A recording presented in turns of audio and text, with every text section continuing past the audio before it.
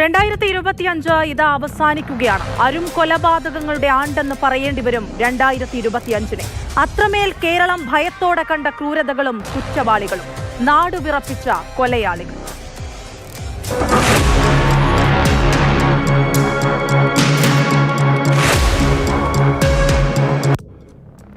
ഈ വർഷം ആദ്യം, അതായത് ജനുവരി 18-ന് കേട്ട നടുക്കുന്നൊരു വാർത്ത.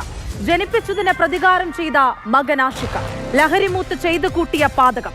ആഴത്തിലുള്ള 17 മുറിവുകളാണ് അമ്മ സുബൈദയുടെ ദേഹത്തേറ്റത്. ഒരേയിടത്തു തന്നെ വീണ്ടും വീണ്ടും ക്രൂരമായി വെട്ടി. സുബൈദ കൊലക്കേസിൽ മകൻ ആഷിഖ് കാരാഗൃഹവാസത്തിലാണ് ഇപ്പോഴും. എനിക്ക് പിറകിൽ കാണുന്ന ഈ വീട്ടിൽ വെച്ചാണ് ജന്മം നൽകിയ സ്വന്തം ഉമ്മയെ മകൻ ആഷിഖ് വെട്ടിക്കൊലപ്പെടുത്തിയത്. ജന്മം നൽകിയതിൻ്റെ പേരിൽ നടന്ന ഒരു കൊലപാതകമെന്ന് ആഷിഖ് വിളിച്ചു പറയുന്നു. ഒരു നാടൊന്നാകെ നെട്ടി മൂക്കത്ത് വിരൽ വെച്ച ഒരു വലിയ വാർത്ത.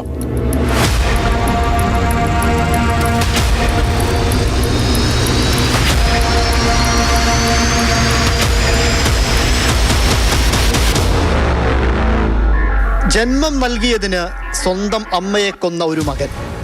മകന്റെ പഠനവും ജോലിയുമൊക്കെ സ്വപ്നം കണ്ടതായിരുന്നു ഉമ്മ സുബൈദ. ഒടുവിൽ ലഹരിയുടെ തീവ്രത കാരണം സുബൈദ 6 അടി മണ്ണിലും 25 വയസ്സുള്ള മകൻ ആഷിഖ് ജയിലിലുമായി. പോസ്റ്റ്മോർട്ടത്തിനായി കോഴിക്കോട് മെഡിക്കൽ കോളേജ് മോർച്ചറിയിലേക്ക് സുബൈദയെ എത്തിച്ചപ്പോൾ ആഷിഖിനെ മോർച്ചറിക്ക് തൊട്ടപ്പുറത്തുള്ള മുറിയിൽ വൈദ്യപരിശോധന നടത്തുകയായിരുന്നു. പരിശോധന കഴിഞ്ഞ് ആഷിഖിനെയും കൊണ്ട് പോലീസ് പുറത്തിറങ്ങിയ ഉടനെ തന്നെ സുബൈദയുടെ പോസ്റ്റ്മോർട്ടവും ആരംഭിച്ചു.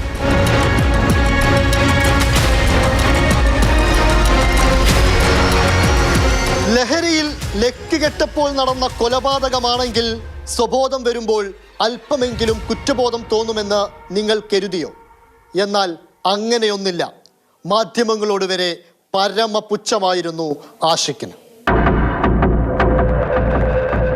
സുബൈദയ്ക്കും സഹോദരി സക്കീനയ്ക്കും മാത്രമല്ല, നാട്ടുകാർക്കെല്ലാം ആഷിഖിന്റെ ലഹരി ഉപയോഗത്തെക്കുറിച്ച് ബോധ്യമുണ്ടായിരുന്നു.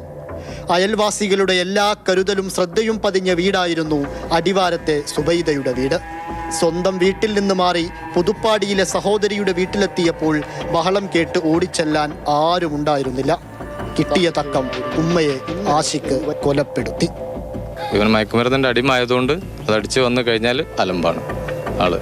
1-2 പ്രാവശ്യം നല്ല വയലൻ്റ് ആയിട്ട് ഞങ്ങൾ തന്നെ കൊണ്ടുപോയതാണ്. കോളേജിൽ കൊണ്ടുപോയി അവിടുന്ന് റെഡി ആക്ഷൻ സെന്ററിൽ കൊണ്ടുപോയതാണ്. പലതവണ ലഹരി ഉപയോഗിക്കരുതെന്ന് നാട്ടുകാർ പറഞ്ഞതാണ്. പോലീസിലും വിവരമറിയിച്ചതാണ്.